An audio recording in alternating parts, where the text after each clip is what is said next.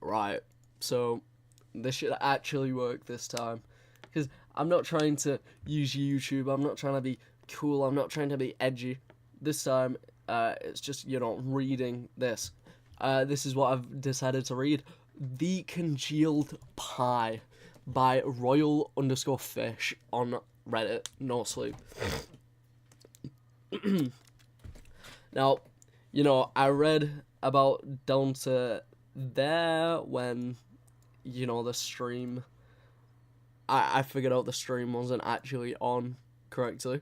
But, this is fine. It's fine. The stream's working now, at least. Okay, so, the Congealed Pie. My grease-stained apron felt like a second skin. It had absorbed the sweat of countless Friday nights. The phantom scent of pepperoni clinging to its fibres, even after a week's worth of washing. I ran my hand over the worn fabric, feeling the familiar bumps where the mozzarella chunks had fused themselves in past splatters. Another night of making pizzas at Sal's. Who is Sal? Is that the pizza guy?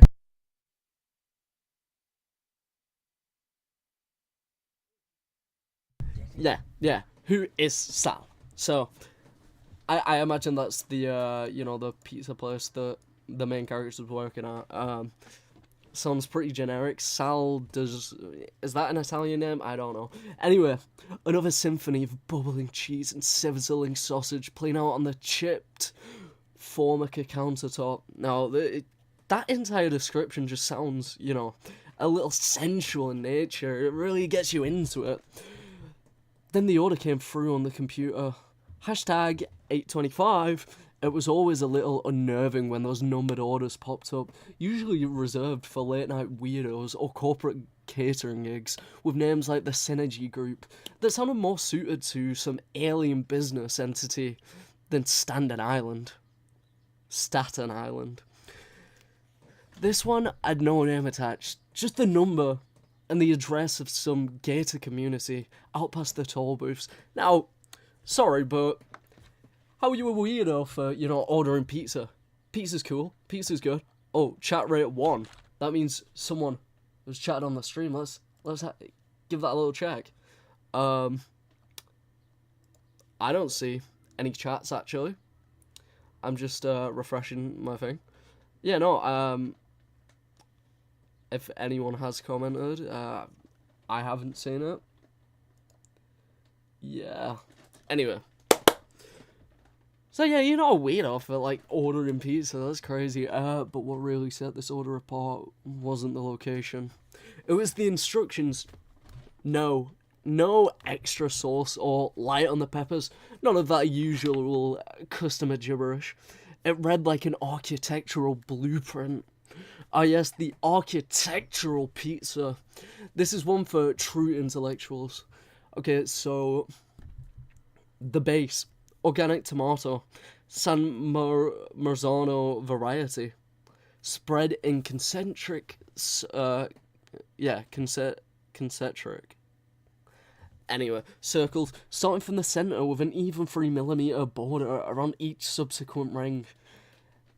Cheese, mozzarella di bufala, campana, shredded fine and applied in 2 overlapping layers.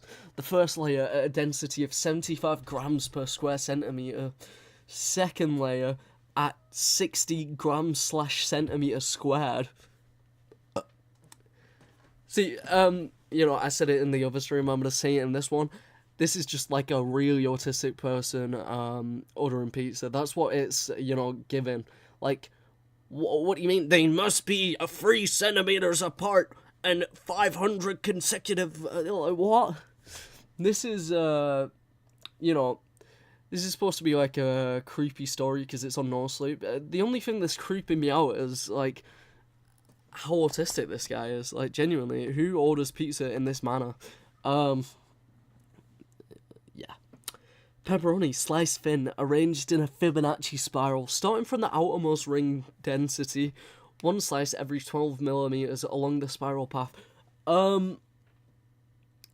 Actually, I don't think it's stated how big the pizza is gonna be. So, What do you mean? I'm gonna just check to see if my live is actually live now.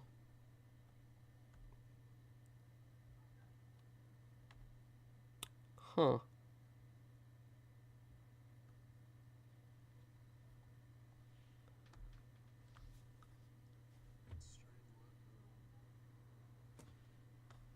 You know, the thing's saying I'm live, but I can't actually see it. Ah! Wow, finally. I've got up to it. Right. Yeah. This is working. Okay. The rest was equally precise. Sliced mushrooms forming an equilateral triangle pattern. Green olives meticulously placed like stars on a celestial map. And finally, one whole roasted garlic bulb, half lengthwise, positioned at the apex of the pepperoni spiral. It felt less like ordering food and more like commissioning some kind of edible sculpture. Yeah, this is the kind of shit people be like, yeah, no, I can't even begin to fathom what the person who's ordering this pizza is, you know, thinking. It must be some cult thing. We need the specific pizza for the ritual to summon Big Chungus. Yeah. Well, that's my, you know, guess. A bear trap, if you will. You know, is that going to be the case? Probably not, but, you know, you don't know. That's the entire thing, you never know. Okay, okay, I chuckled to myself. Ha! Some rich jerk's idea of fun. But I was already halfway through prepping a dough ball. My fingers instinctively kneading it into that perfect Sal's thickness. Not too thin, not too thick, just right for holding. Voluminous amount of toppings this thing demanded. Yeah. Oh yeah. The pepperoni spiral was the trickiest part.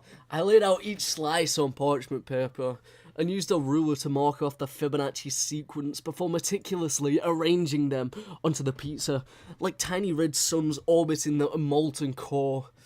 The garlic bulb went in last, its pale, fleshy, half-moon gleaming under the harsh fluorescent lights of the kitchen. Yeah, the person who's writing this has to have some kind of, you know, food fetish. They like looking at people sitting on pizzas. Big videos of big burly women sitting on pizzas. Yeah. That's not what's going through my head, though. I don't know why it would be. Yeah. That'd be weird. That'd just be odd, you know? It would be sort of... Yeah. Okay.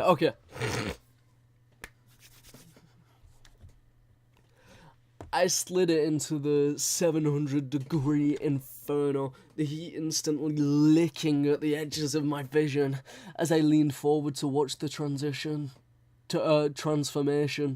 The door puffed up like a sleeping dragon, waiting with a hiss, and settled back down, and the cheese melted and bubbled over the pepperoni's crimson sheen. The garlic bulb released its perfume, sharp, sweet, and almost intoxicating, filling the cramped kitchen with an aroma that was both familiar and alien.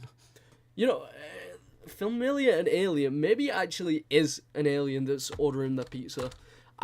This is my first time considering this, but, you know, the main character was speaking about, you know, how there were weirdos who order pizza. How do we know this weirdo isn't, like, an actual alien?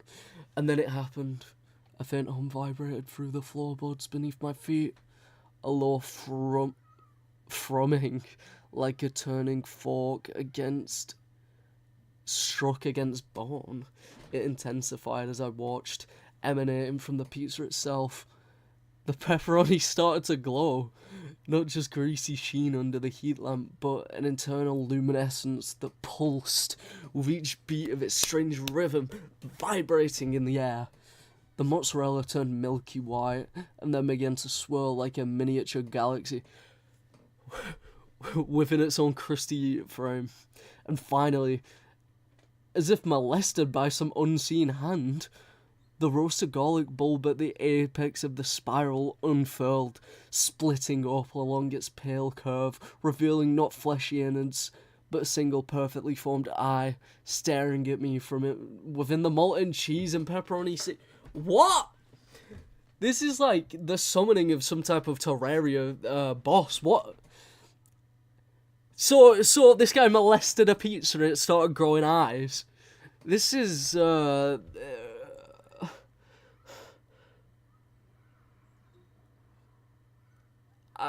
I'm without words on this one because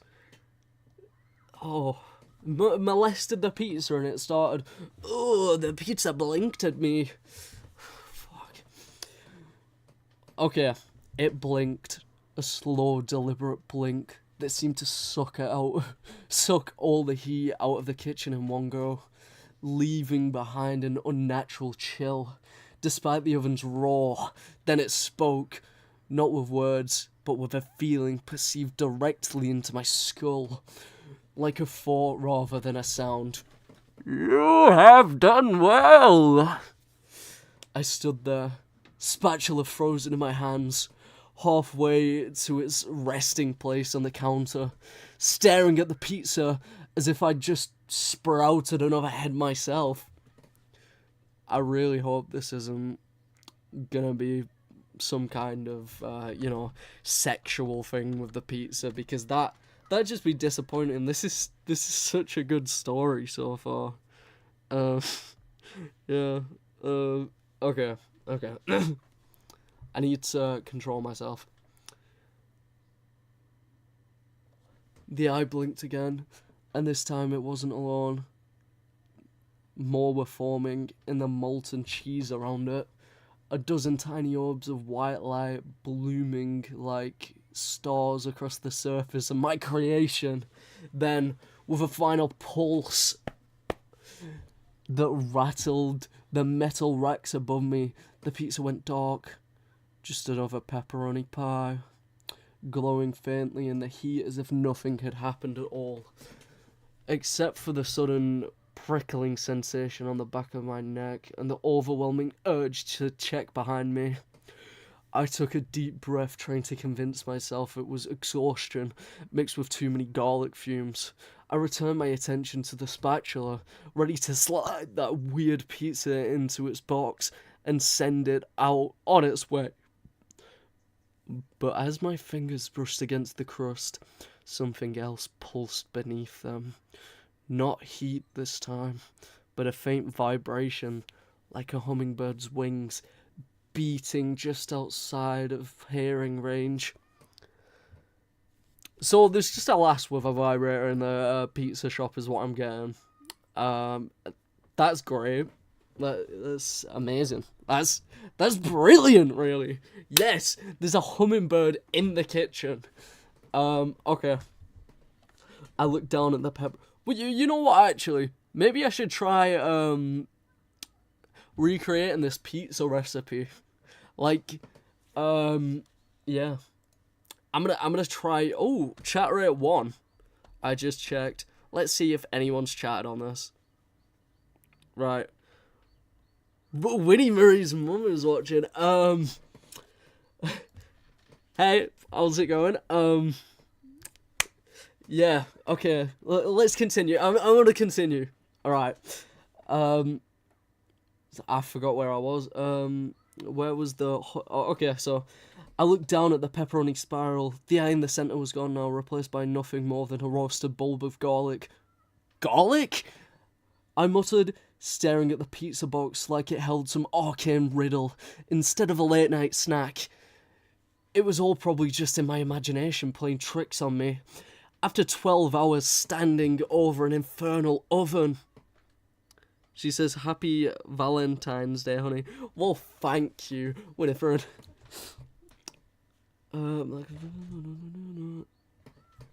Okay. Sal's wasn't exactly known for its customer service finesse. We were more get your slice and get out, then we appreciate your feedback. But I figured a pizza with this many instructions deserved some extra effort, even if it meant braving the gated community of Oakhaven Estates. Staten Island's answer to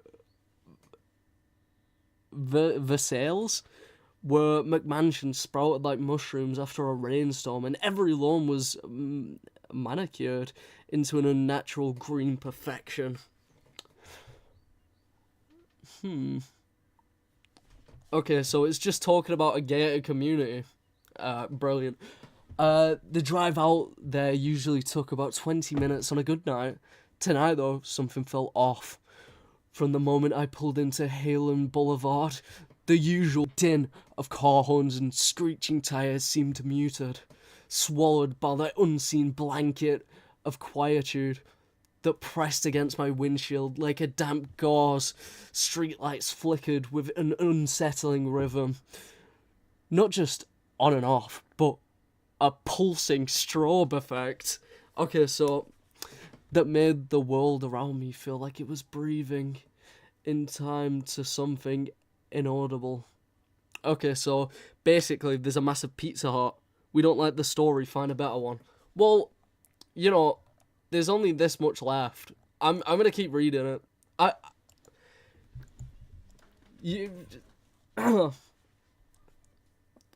just gonna finish it. Okay. This is an amazing story. You know what? I mean, okay then. I'll change the story. No congealed pie. All right. So my stalker almost killed me. There's too much. There's too much what? Huh? Punk. See, people were watching that actually. You know what? No. I'm gonna finish it until you can find a better Nosleep story that I should read. Garlic Sols wasn't exactly known. Drive out there. Okay, I'm here. Valentine's Day special. Okay, I'll have a little look.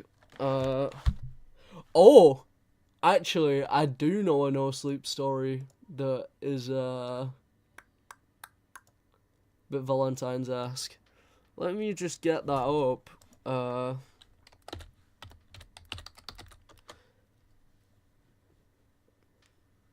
Right. Okay. It's a relatively new one. But I've already read this one. Hot.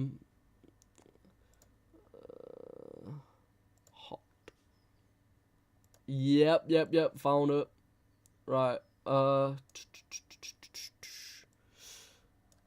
my gosh, I don't even know which screen's recording. Okay. Right, found it. This one, might I say, is a really good one. It's called My Roommate Made His Waifu Real. Now, this is a story about love. It's a story of passion. And, if you don't enjoy this, then you don't enjoy Nosleep. So, my roommate made his waifu real. The title really says it all, but I'll explain what happened to fulfill your sick little fascinations. It all started when I moved into my first apartment around a year ago. It all started normal. I walked in, got my key, and made my way to the new home. That normality ended, however, as soon as I entered the tiny 2-bedroom apartment. I was greeted by my new roommate, Howard, a name I just learned today, or as he likes to call himself, Ryuzaki. He was a short, fat man with a bald spot on his scalp and long, greasy hair on the sides. His face was full of pimples, and he reeked of body odor and chlorine. See, chlorine's not like a bad smell, so I don't understand why it's like, oh, he stunk of chlorine. Okay, whatever. Anyway, he wore camo shorts and a black tee with writing on it that he said meant samurai spirit in Japanese. Then when I asked him later, Yosoko toyo no apato, he said in his nasally condescending voice. Hi, I said, not really knowing how to respond to that. Your room is at the end of the hall, he said, pointing to the end of the space. Suddenly he exclaimed, "Oh, where are my samurai values? Watashi ro Ryozaki," he said, bowing his torso. "Nemu desu ka?" he said, quizzingly. "What?" I said, in a confused tone. He sighed.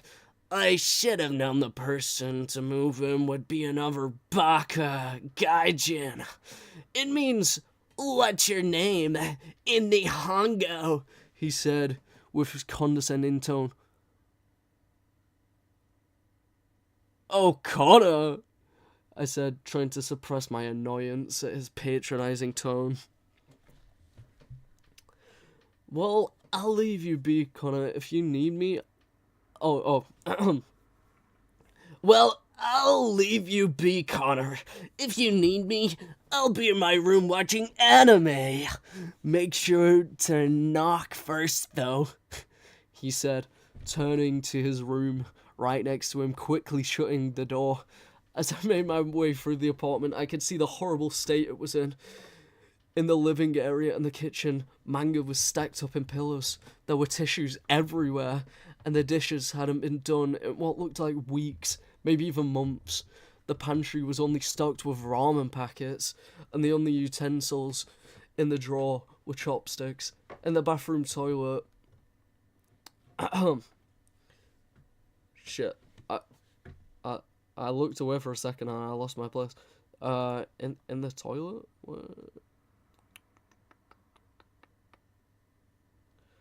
In the bathroom, the toilet looked like it had never been cleaned, as there was a thick, transparent crust near the front of the bowl. There was a poster of an anime girl wearing a bikini on the wall in front of the toilet, and the trash can was overflowing with toilet paper. The shower, however, was pristine. That's great. I love a nice, clean shower. The first thing I did was to clean up the tissues in the living room. To this day, I still don't know why, but the tissues were hard as rocks. They would crumple into little shards if you pressed hard enough on them. I also emptied the overflowing trash can in the bathroom. I did not touch the toilet. I used the bathroom on the bottom floor of the complex. Before I knew it, a few months had gone by.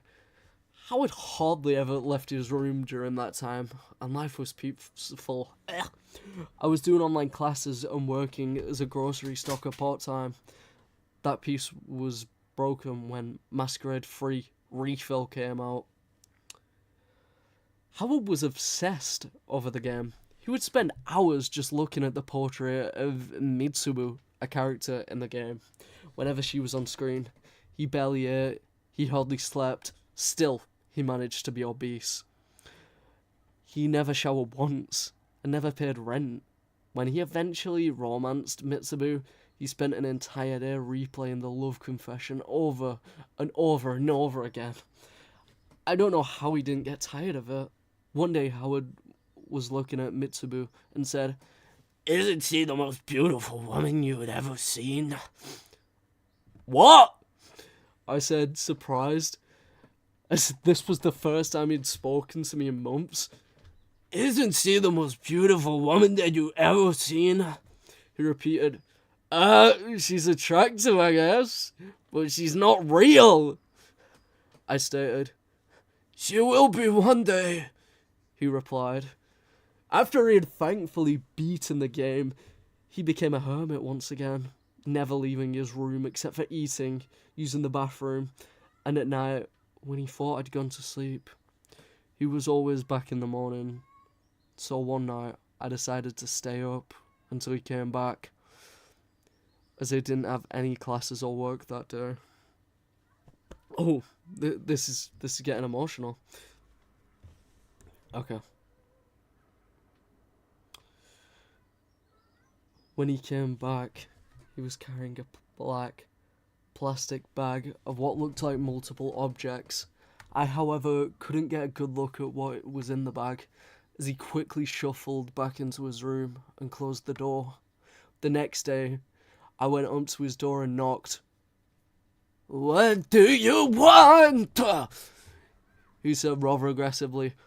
"I wanted to ask you what was in that bag last night. I was up, and I saw you come back with it." "Anime figures?" he responded abruptly. "They were anime figures I ordered the other day. They delivered them in a big black plastic bag." I asked. "I put them in there for easier transportation. I didn't want to carry all them one by one," he replied. "Okay, I'll leave you to do whatever you were doing in there," I said, not fully satisfied with his answer. Seems a little weird. About a month after I saw him with the plastic bag, his room began to reek in a completely different way than it did before. Instead of smelling like body odor and chlorine, it smelled sweet, sickeningly sweet, and pungent at the same time. It took 2 whole bottles of Febreze to get the apartment to smell somehow normal again. But the smell remained, lurking in the shadows of apple cider Febreze. After a day of the gut-wrenching odour, I banged on Howard's door. "Ryuzaki! Please clean whatever the hell is causing that smell in there. It's making me sick." "What smell?" Howard responded. "That goddamn smell in there." I don't smell anything," Howard responded. "Just clean your damn room," I yelled as I walked away. After 2 more days of the smell only getting stronger, I had enough. I hatched a plan to go into his room when he went out at night. That brings us to yesterday night. When Howard had left for the night, I managed to unlock the door with a butter knife I bought the day before. Sorry, but how are you living in an apartment and you don't already own a butter knife? Like, what? I don't... Maybe it's because, Howard never... Or should I say Ryuzaki? Yeah, Ryuzaki, he just orders takeaway, I'm assuming. Yeah. Okay. Inside, there was a small plasma TV on a rotten bookshelf that was leaning to the left. The bookshelf was full of various manga and anime figurines of various female characters. Some were in mason jars of a thick gel. Okay, so we have found the cum jar. Yeah, okay. Even more tissues littered the floor, crunching under my feet like dry leaves. See, I feel a little cold out here because this is literally my room. It's not. Soda bottles filled with piss lay in the far right corner of the room near Howard's bed. The bed is where I saw her, Mitsubu. She was an amalgamation of stitched body parts and grafted skin. Blood oozed out the seams in between the stitches, where her arms and legs were attached, staining the anime-printed comforter beneath the dark crimson. Her eyes were white as death. I screamed so loud at the sight and thought my lungs would burst. Beautiful, isn't she? So, this guy's got a full-ass fucking waifu in there. This is brilliant, called a nasally voice from behind me.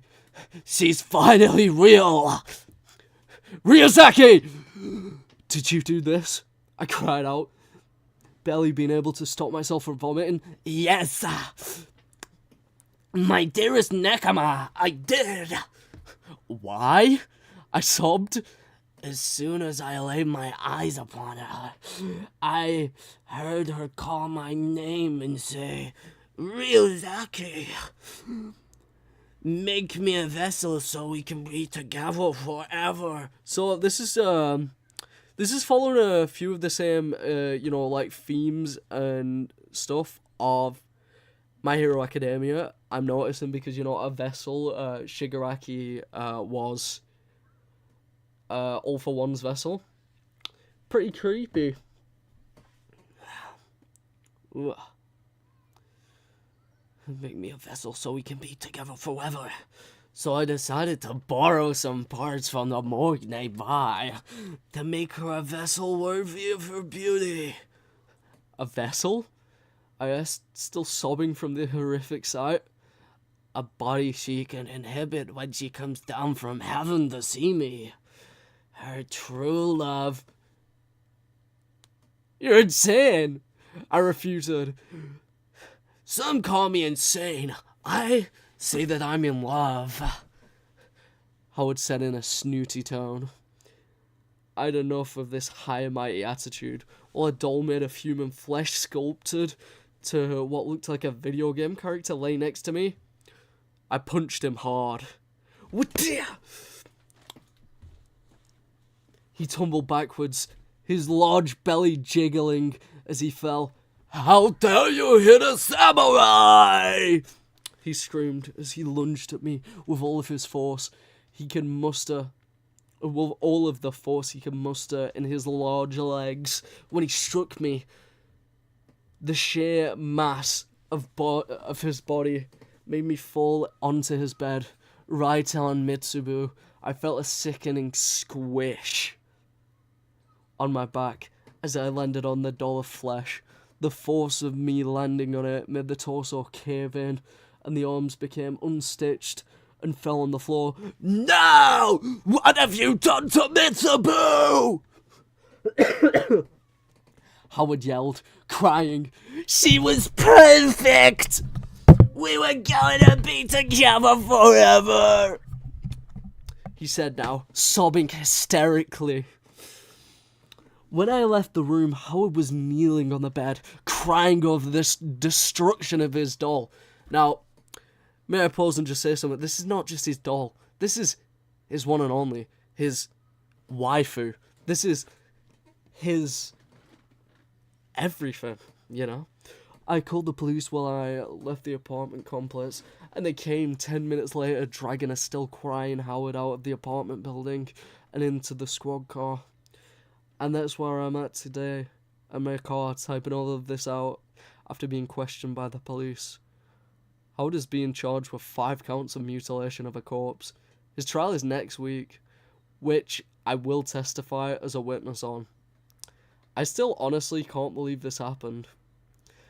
I'm gonna look for an apartment when I go back to my parents' house.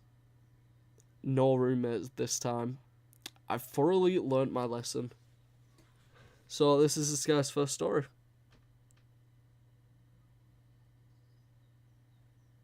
Yeah, I'm scared Eve. Yeah, that was the story. I'm not... I've already upvoted this. Happy Valentine's Day in the comments. So yeah, I'll try find another actually. Another story that lives up to that. So best, you don't want to look at best. Maybe you do actually. I'll have a look at rising stories. Fisherman, nope. Person in the wall, nope. I wish I forget. The shift. My wife's eyes always used to widen and her skin would prickle right before we did it. It hasn't happened for a week. Search by new. Right, yeah, new. New. The newest of the new. Okay. The boy the house chose, the person in the wall. Yeah. Ghosts. Ghosts is such a boring name. Rideshare can be dangerous. That might be interesting. It's got 4 upvotes. I waited 10 years for this game. Yeah, as I said, I'm not sure in this stream or the past one. This is literally just going to be about Grand Theft Auto 5. Not 6, I mean. Yeah. My job's criminal background check flagged me as a wanted serial killer. I learned why people hate MLMs, so Okay, I waited 10 years for this game. Right.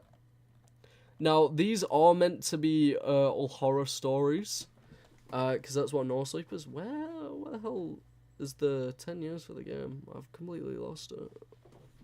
I'll find it again. Right. Usually the writing in them is not the best, which is why they're so good. Right. Let me just have a sip of water before we get into this. I waited 10 years for this game. Now I think the developers... Okay. Today is the big day. Finally, after so many years, it's finally out. That's what I was thinking while I carried the photocopies to Juan in accounting. It was Wednesday, 10 a.m, and I had spent my entire morning doing favours for him. That's one way to get a promotion. Thanks a lot. If you keep this up, you might even get a promotion someday, the dickhead said with a satisfied smirk as he received the umpteenth favour of the day. I hate his voice, the way he moves, the ridiculous way he adjusts his shirt to show off part of his chest. But not even he can ruin today. It's the best day I've had in a long time. Today, after almost a decade, the video game I've been waiting for since it was announced is finally coming out. There have been at least 5 years of delays. This is GTA 6. Yeah. Okay. Between pre-launch announcements, news about it only being on certain platforms, and even rumours of cancellation, these last few months were genuinely exciting. As soon as they opened up early access, I bought it. I had to max out part of my credit card. It was... Wait, what? But it was totally worth it. It was a lot of money, sure, but that was nothing compared to what I invested in my PC just to run it properly. So, he went into credit card debt for a video game. Now, sorry, but video games only cost like, what, 60 to like £80 if you're getting like a collector's edition. How much is this guy getting paid? Like £5 an hour? Alright, everything is ready. I left my PC on so I can start the download as soon as possible. I even downloaded a remote access app. That was the only way I could start the download from work. Exactly 12 noon. I needed to trigger it since it weighs in at over 100 gigabytes. Isn't that like quite small for a game? Games today are massive. I remember when games didn't even hit 1 gigabyte. But of course, download speeds were minuscule back then. I remember downloading a free-to-play game at 128 kilobits per second. Sure, those games could be vast, but their graphical quality was very limited. See, this is just a nerd writing this. Their graphical quality... Shut up, man. So, this one ain't actually that long, but I'm interested to see where the horror comes in. Like, maybe it's a Sword Art Online type deal. But, you know, we'll see.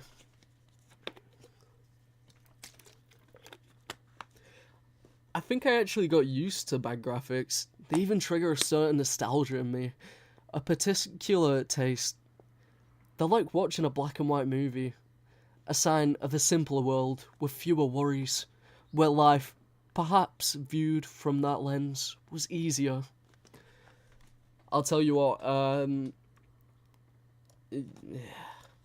of course, I remember downloading my first Street game.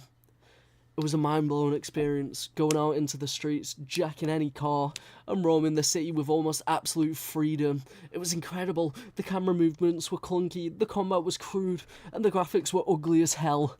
But the feeling that you were capable of anything in a random city was wonderful. Okay. At exactly 12, I started the download, and checked it every hour during the gaps left by my daily tasks. We were in the middle of the fiscal year end close. There were tons of papers that had to be moved from one office to another. and I was basically the errand boy. The first 20% got me way too excited. Oh, I'm been a buzz. Okay, got me way too excited. Great. It was finally a reality, downloading right onto my rig. When it was 50%, I stared at my screen stunned. I obsessively checked social media, reconfirming that today was indeed the launch day, and that I was downloading the correct game. A stream even pops up for someone already playing it, but I didn't want to spoil the pleasure of enjoying it myself. When it hit 5 o'clock, quitting time, the download had finished. I closed the remote access app. I gathered my things, and I was about to rush out of the office. Just at that moment, Juan walked in. I see you were using company equipment for personal matters. It's none of your business what I do on my breaks, as long as I fulfill my obligations.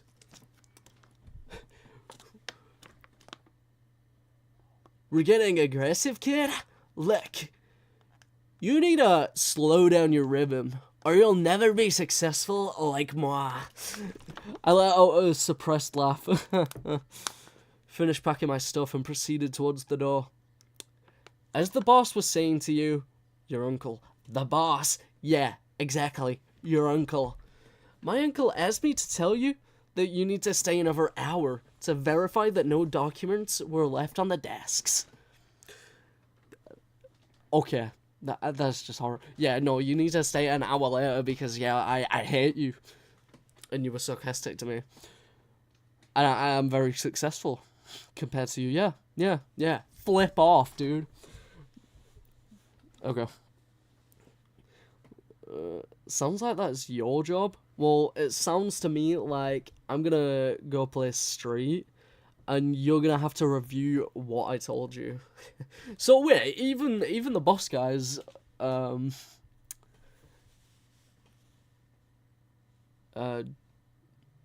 even the boss guys playing this Street, yeah. So Street is this is literally about GTA 6. Sorry, but when does the horror get in? Because this is like halfway through it. It was the longest hour of my life. The last people left the office around 5:50. I gathered the papers and left them where I was told. Luckily, I live just a few blocks from my office, so I prefer to walk. It gives me a chance to disconnect a bit. I fished a pack of cigarettes and a lighter from my pocket, lit one, and took a long drag. I exhaled smoke and started walking along the grey sidewalk that stretched out in front of the white building with its large windows. I walked until I reached a burger joint. I went in. The place was practically empty. The only people there were a guy with a green punk mohawk and an older woman, a bit overweight.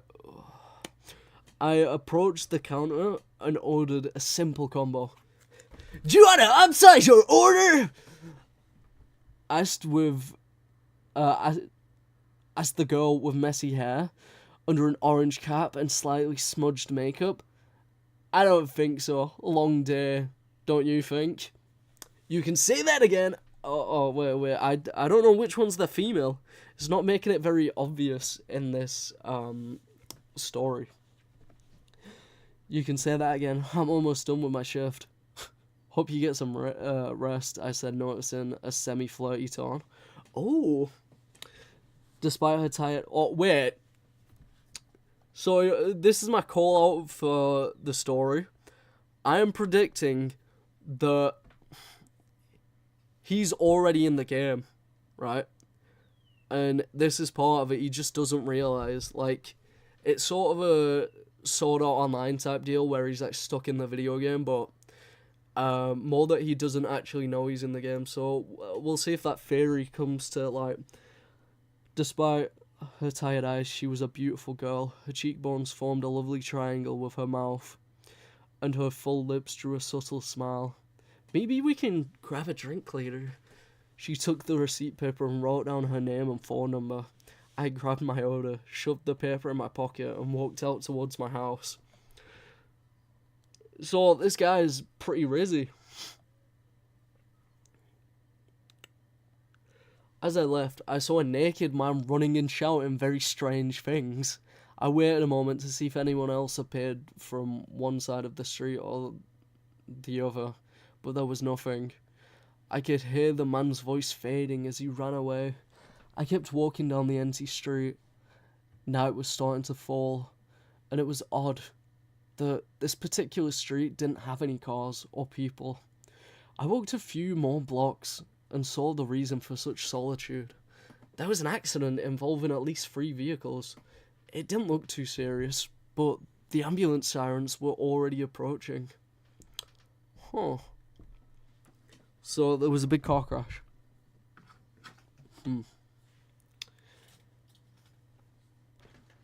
I had to detour since the police were blocking the way. I went around the gym located right on the corner. As I passed the door, I ran into 2 friends coming out of training. Hey, haven't seen you since school. Want to go for a drink? Bet you don't have plans. Actually, I have something. It's a work thing. Come on, have one drink. It will take a minute. I can't do it, guys. Maybe later. I reached my street and saw some new graffiti. A pair of sea turtles swimming freely, completely covering the back of the civil registry building. It was very elaborate for simple street art, but at least it was pretty. I took out my phone and snapped a photo and posted it on Instagram. Hashtag street art. Okay. So this guy's supposedly rushing home, but yeah, he's doing every single side quest that comes along to him. Okay.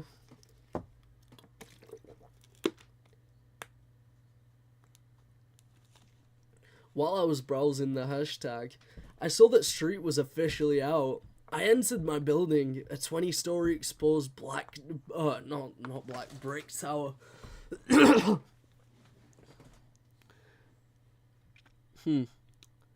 Called the elevator. And weird as a grey-haired man arrived with his dog.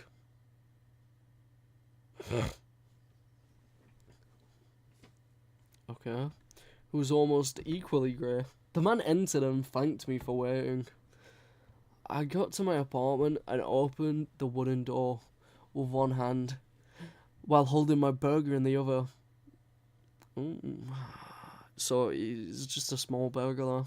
Disappointing. Much. Okay. I dropped my bag on the small sofa in the living room and sat at my desk. I turned on the machine. The blue LED lights illuminated my hands, and I saw I had a few paper cuts. I took out the burger, put the fries next to the keyboard, and ate while watching the PC boot up. I decided to put on a funny video while I was finished eating. I didn't want to ruin the experience with greasy hands. It was one of those animal videos with voiceovers added to give them personality. So basically it's just watching AI slop.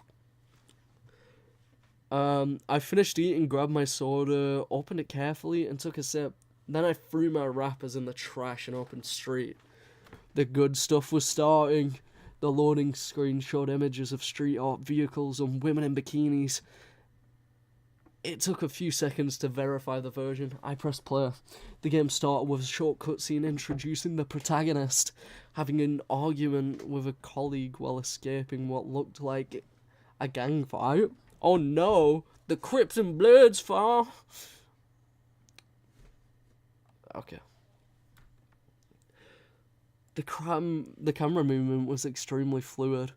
The glare on the vehicle reflections was incredible. The smoke particle graphics were truly surprising. I even walked up to a plane of grass and I could see my semi-blurred reflection as I approached the window.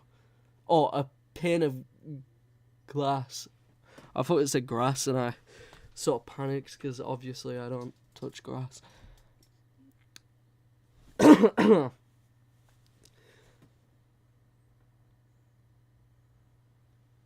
Okay.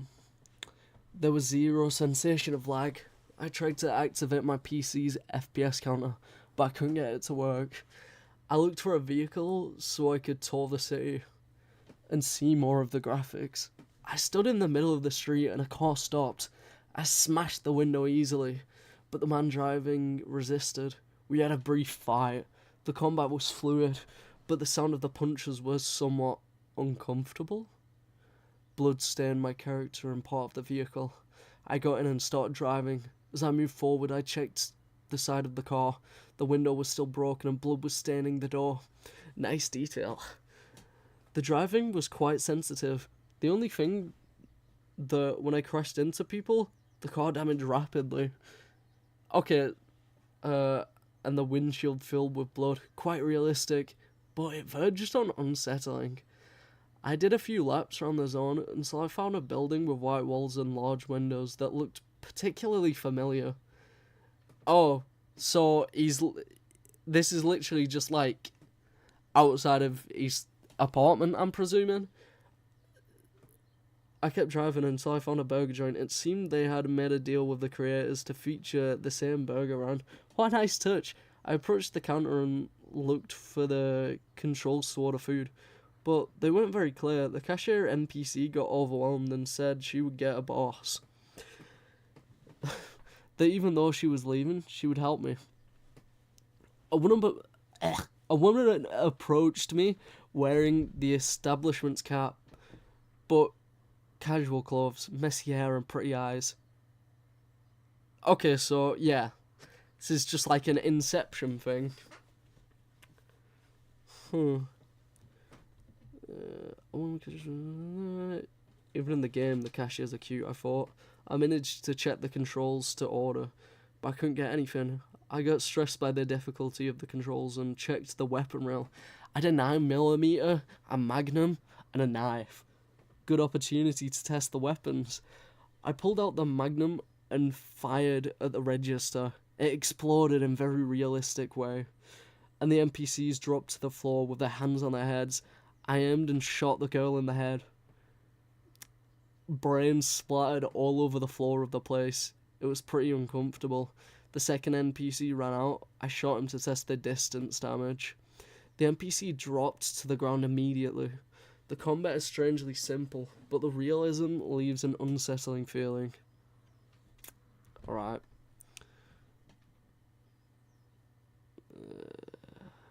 Wait, where the fuck?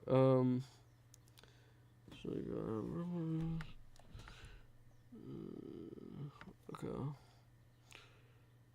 I started hearing sirens. It would be a good chance to test the pursuit mechanics. I went out and got in the vehicle.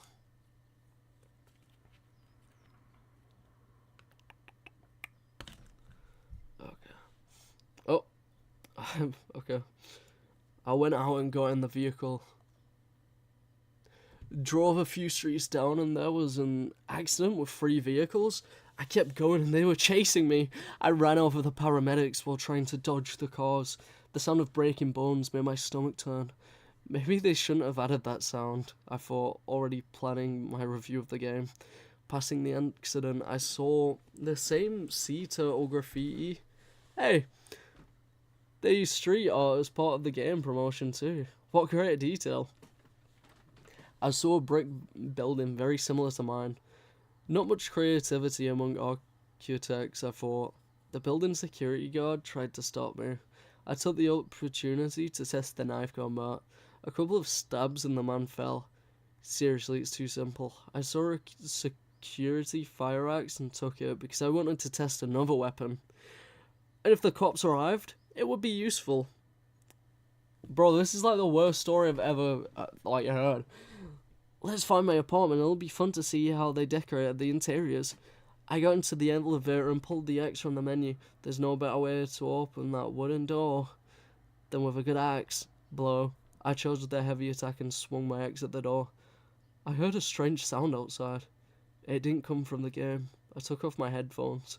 I peeked into the living room. My door was broken and a man with an axe was waiting on the other side.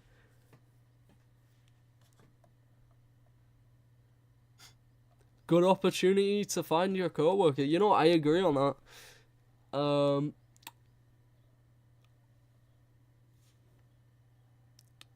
What are you guys' thoughts then on that? I think it was kind of lame. So I'm gonna continue with the congealed pie. You know, actually, um, might as well have a look at some more of the new ones. I mean, I don't have anything to do for like an hour. So I learned why people hate MLMs. That's just gonna be talking about Avon, innit? But the congealed pie, right? Then there were trees lining the road. You know what? I feel like I need some background music. I'm gonna get some creepy background music. This was so spooky. We were gonna nap. Yeah, I don't have any nightmares though. It is really creepy. Huh.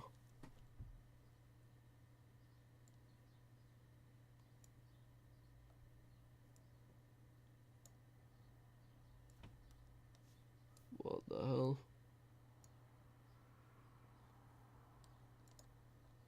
What the hell is wrong with this?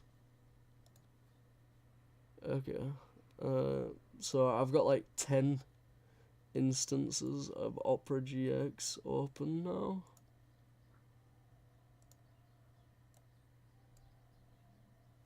Right.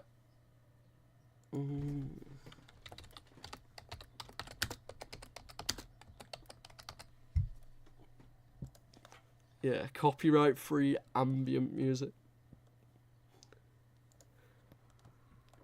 Hi Rob, welcome to the Tesco kitchen. I'm going to show you how to make a really delicious rasmalai Wow, cake. it's just playing an ad. So excited. That's brilliant.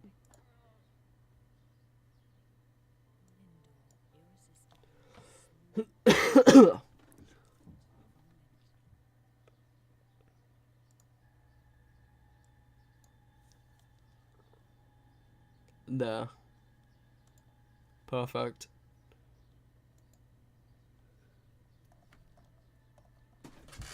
So yeah, where were we in the congealed pie?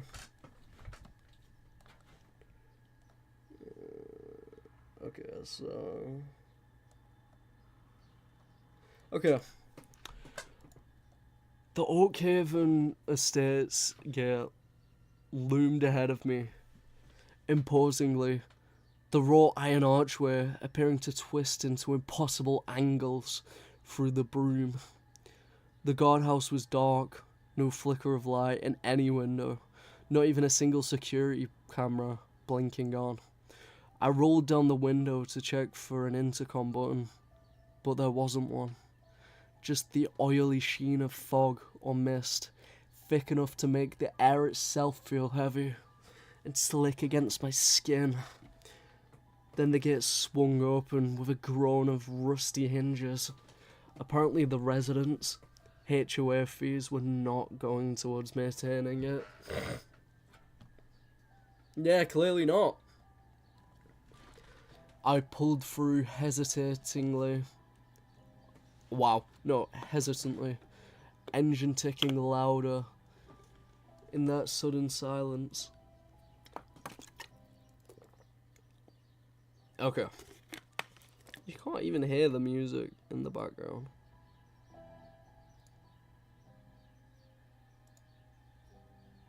Okay, it should be a little better now.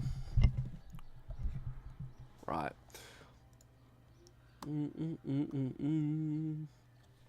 I pulled through hesitantly, engine ticking louder in that sudden silence. The houses looked normal, some windows glowing with their inner light, some dark, and some with only porch lights. The manicured lawns weren't just perfect, they were impossibly so. Blades of grass standing at rigid attention, even in the whistling air. I drove past one after another, McMansions with columns and porticos I hadn't noticed before, their paintwork gleaming like freshly polished bone under a sickly, combination of moonlight, porch light, and my headlights as well. Each house had a car parked up front. Not just any car, either. All of them were sleek, black sedans, identical to each other, except for slight variations in chrome trim or hubcaps. Maybe the HOA rules were so detailed as to demand specific vehicles as well. I kept driving until I reached a house that was different. It wasn't quite as sustainous as the others, smaller even, more of a colonial than anything else. But it had several cars out the front of it, and its lawn looked like every other one. Perfectly manicured, but somehow less vibrant. Under that pulsing white light spilling from within, this must have been where the party was. I pulled up to the curb, engine sighing with relief. I grabbed the pizza box, its surface now warm beneath my fingers, despite the chill air outside. I don't think I have autoplay on, so the music's just up. Oh! No, something's showing up. No, it's chill. Okay.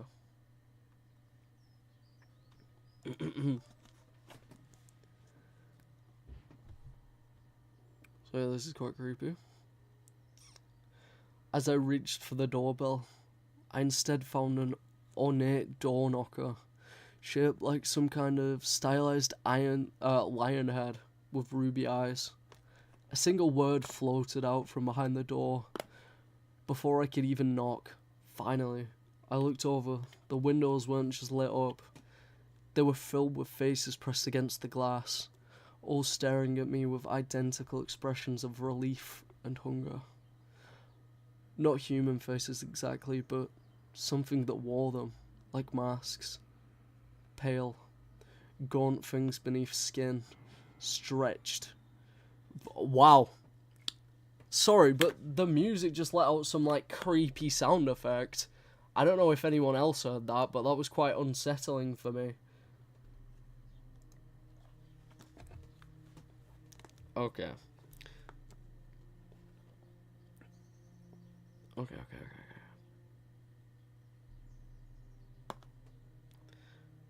So I looked over the windows, went lit up, just faces, wore them like mass pale gaunt things beneath skin stretched, taut over sharp cheekbones and brows, drawn into perpetual furrows.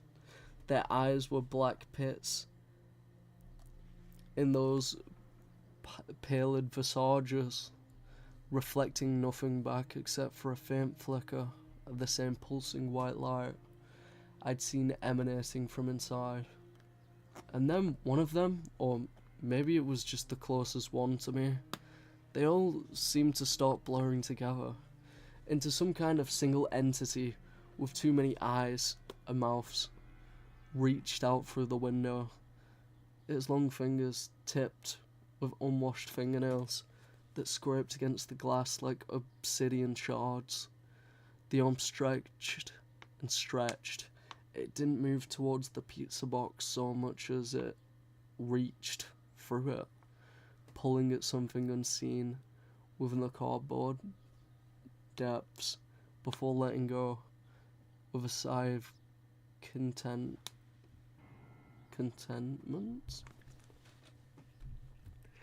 I stared down at the pizza box. What the hell? Team GB advert? No. I don't want no Team GB adverts. Oh, hell no.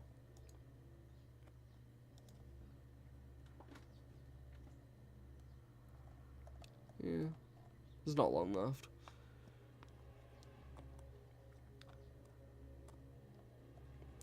I stared down at the pizza box in my hands.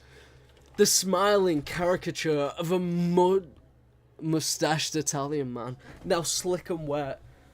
Not just from condensation, but with some kind of oily sweat that pulsed faintly against my palm.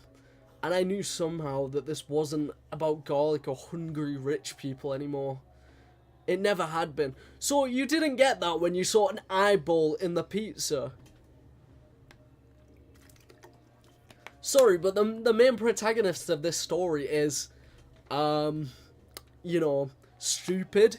He's an imbecile. He's without knowledge on anything, clearly.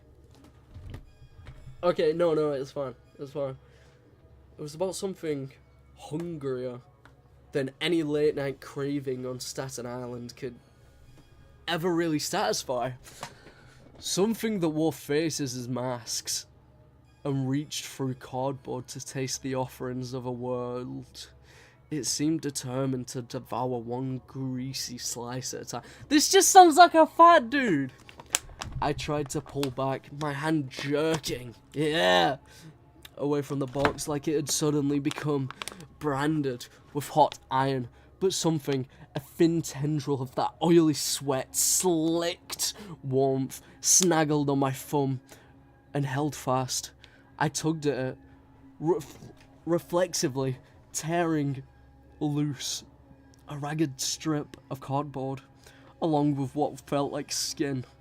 It wasn't human skin, more rubbery, faintly translucent, stretched taut over something pulsing beneath like an iridescent beetle wing caught in amber. Okay. The pizza box began to open. Well, it wasn't so much opening as splitting apart along the seam. I hadn't noticed before, but from the top down, not from the top down, but like some strange bizarre chrysalis cracking open sideways, the oily sheen pulled around it in its base in little rivulets that hissed softly, against the black top street. Okay, there's another copyright free ambient music, 1 hour, please.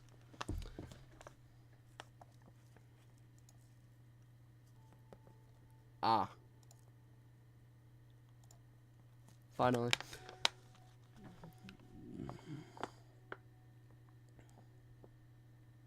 Not pepperoni and mozzarella Dupufola company anymore.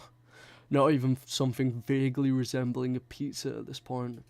It was more a creature, born from the greasy depths of melted cheese, bubbling San Marzano sauce now, congealed into some kind of slick carapace, the garlic bulb eye staring sightlessly upwards as it was dragged along by the tendrils that withered.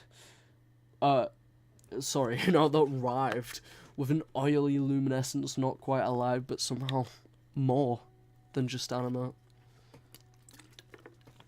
It stretched out from the box in a slow motion, wave cresting over the rim and spilling as this sounds dirty onto my hand, where I still clutched that ragged strip of cardboard skin, pulling me forward like some kind of fleshy anchor as it slithered across the pavement towards the house with its lion door knocker.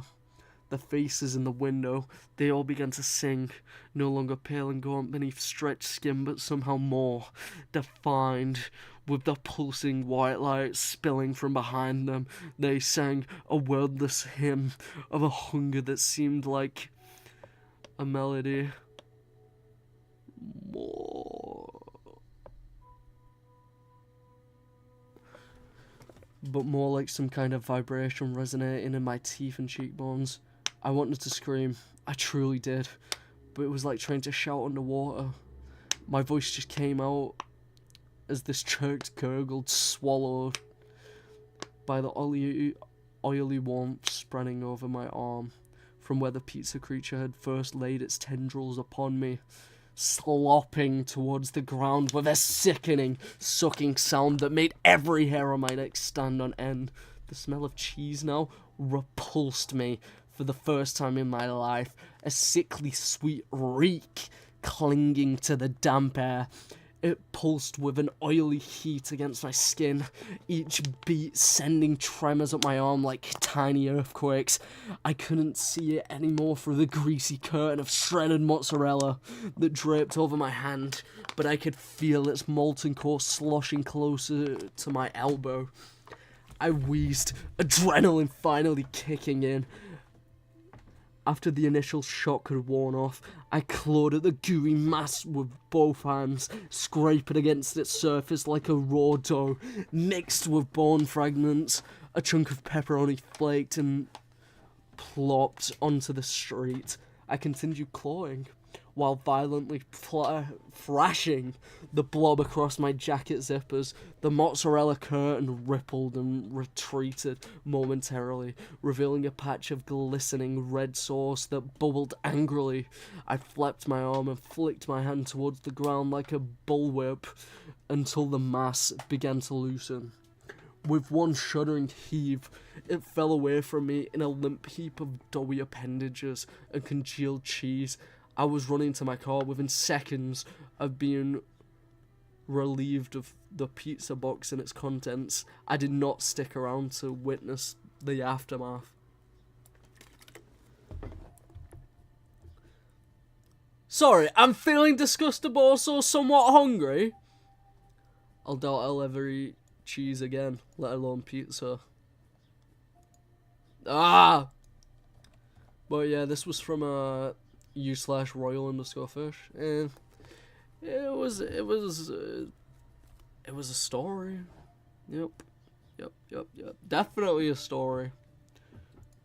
That's something that it could be described as, you know. Okay.